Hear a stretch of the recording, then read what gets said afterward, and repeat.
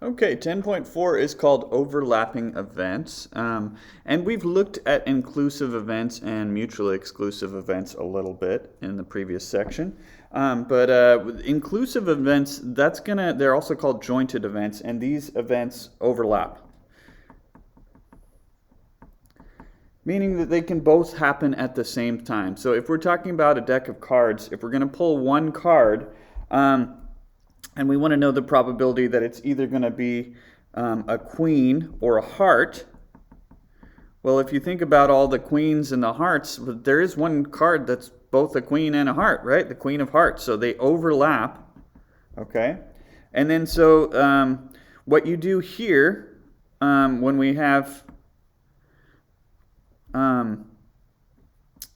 events that overlap, the formula, if we have event A and event B, let's say event A is pulling a queen, event B is pulling a heart, you don't want to double count the Queen of Hearts, so you're going to subtract out the probability that both of those events happen with the same card, okay?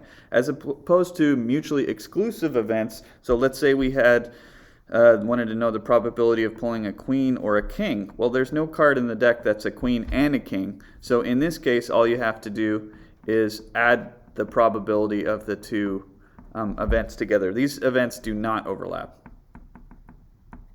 Okay, and we're going to be looking at some word problems that are inclusive events where they do overlap. Okay, so let's jump into it. These problems can be pretty tricky if you kind of just try to think through them. You might see these sometimes without a Venn diagram. If there is no Venn diagram, I would suggest drawing one, even if you're not asked to. Okay, so if you realize you have two groups that are going to overlap. So here we have athletes and musicians. We have some students being surveyed. 20 are athletes, 18 are musicians. And then it says some of the athletes are musicians, so that means these are overlapping groups. So I've got this Venn diagram set up already here. Okay, and the way I like to approach this is to start to put numbers into the Venn diagram and try to fill out the whole Venn diagram before I answer any questions about it. Okay, so we're told that we have 20 athletes, so I'm going to put 20 right here. I don't want to put it in here because then that doesn't show which athletes are in the musician group as well. Okay, and then 18 musicians, I'll put that there. Okay, there's 39 total students, but if you add up the athletes and musicians, that's only 38. Because there is going to be some overlap, okay? So that's why this can be a little bit confusing. So, yeah, here, I'll put the total out here. That is 39 total students. So I'm just trying to get all the numbers in here. The only number I haven't dealt with so far is the 2/5. So this says 2/5 of the athletes are musicians. So here we're talking about this overlap group here, right? So 2/5 of the athletes, let's think about what 2/5 of those 20 athletes, what does that mean? That means 2/5 of 20. Okay? So 2/5 of those 20 are going to be in that overlap group. So if you multiply this out, this would give me 40 over 5, which is going to be 8. Okay, 40 over 5 is 8, right? So now I know I have 8 students in the overlap group. And once you get that piece in there, then that really helps to figure out some of the other bits. So now when I'm looking at the athletes who are not musicians, well, I know there's 20 total athletes. 8 of them are also musicians. So the other 12, so I'm thinking 8 plus something equals 20. That's going to have to be 12 then, right? And I can do the same thing with this other group. Looking at the musicians, 8 of them are athletes. That means the other 10 must not be athletes. Okay? All right. So there's actually one more group. So we have this total group up here, but we haven't shown students who are outside of the group. All right. So that last group I'm going to call the neither group. These are students who are not athletes and they're also not musicians. Okay. And to figure this out, I'm going to take the total amount of students and subtract out the students that are in these groups, okay? So I'm going to subtract out the amount of athletes and musicians, but here's where the trick is. When you're looking at the athletes and musicians, it's tempting to just say, oh, there's 38 athletes and musicians, but then you're double counting the 8 students who are both athletes and musicians. So don't do 20 plus 18 for this piece, okay? 39 is our total, right? But when I add up all the athletes and musicians, I'm going to use these subgroups. I'm going to use 12 and 8 and 10. That way I'm not double counting that 8. Okay, so I'm going to look at it like that. And then let's see, that's going to be 30 over there when I simplify. And so that means there's 9 students who are not athletes or musicians in the surveyed group here. Okay, now whatever they ask me, I could figure out probabilities. So this says if a student from the survey is randomly selected, what is the probability that they will be an athlete and a musician? So now I'm just looking, well, which students are athletes and musicians? I'm always thinking favorable over total for probability, right? So the total amount of students is always going to be 39 if we're talking about all the surveyed students. And the favorable students here are going to be those 8. Those are the athlete musicians, right? The students who are both of those things. And I'd want to reduce. That one is reduced, so I'm good to go there. Okay? All right, let's look at the next one then. What is the probability that a randomly picked student is an athlete or a musician? Okay, so I've still got those 8, but hey, one of these 12, that is an athlete, so that counts as favorable, right? So the favorable, this is still going to be out of 39 students, but my favorable would be anyone in these subgroups here. So again, I don't want to do 20 plus 18 because I'm double counting that 8 if I do that. I want to add up these subgroups of the favorable.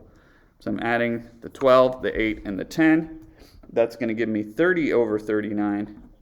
And that is going to reduce because 3 goes into both of those. So 10/13ths probability then. Okay.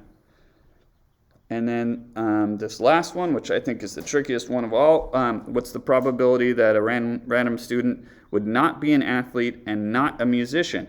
Well, it's actually not tricky now that we've done the work, but if you try to reason through that just looking at this info, it's tough to figure out. So now that we've got this sorted out, though, those are the neither students, right? So my favorable is just going to be these 9 neither students. Okay, and 3 is going to go into both those numbers again, so this reduces to 3/13ths. Okay, let's look at another example that's very similar, just with new numbers. So we still have a survey with athletes and musicians here. Okay, this time 40 total students are surveyed. So put that up here. The total is 40. I'm just going to start going through the numbers up here. 15 are athletes, okay, and 12 are musicians. And then we've got our info about the crossover group. It says 1/3 of the athletes are musicians. So that means 1/3 of this 15 are going to be in the musician group as well. So this would be 1/3 of 15. And 1/3 of 15 is 5, right? 15 over 3 is 5. So that means 5 students in the crossover group this time, okay? All right, so let's try to fill out these other subcategories. 5 plus something equals 15. That means this has to be 10 here. And 5 plus something is 12. That means that this would be 7. Okay. And then we've still got our neither group. Okay, I'm going to take the total and then subtract out the students who are athletes or musicians. Okay, so my total is 40. Again, don't just think, oh, there's 27 athletes or musicians, because then you're double counting those 5 who are both of those things. I want to add up these smaller groups when I'm thinking about all the athletes and musicians. So 10 plus 5 plus 7. Okay. All right. And then so this is going to be 22 in here. And when I do the subtraction, I'm going to get 18. Okay, so 18 students who are not athletes and also not musicians. Okay. All right. If a student from the survey is randomly selected, what is the probability that they will be an athlete and a musician? So I'm thinking always favorable over total. So on this page, the total is always going to be 40 if we're talking about all of the students in the survey. The favorable ones are just the ones who are both athlete and musician. So that's those 5 right there in the crossover group, okay? And then when we reduce that, it's going to be 1/8 because 5 goes into both of those, okay? All right, what's the probability that a student is an athlete or a musician?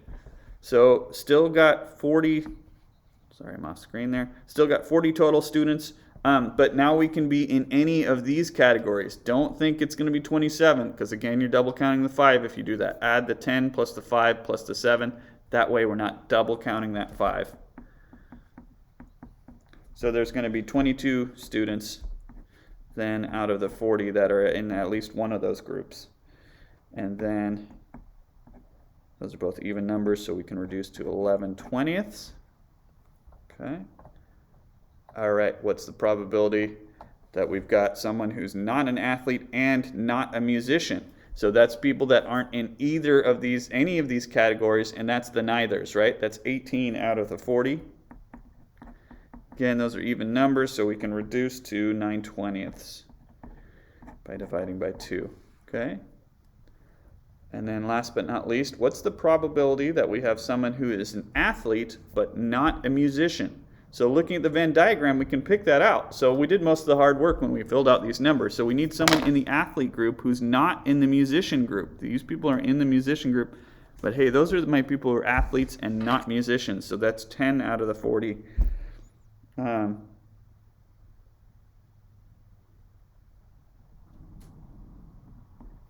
And so that's going to be 1/4. Oh, I did that ones who are athletes but not musicians. Oops, sorry, made a mistake there. Okay, so I'm looking for people who are in the musician group but not in the athlete group. I did that backwards. So these are my musicians. Those are the ones who are also athletes. That means I've got, 7 out of the 40. Yeah, I did that backwards. I can't reduce that, so 7 out of 40, not 10 out of 40.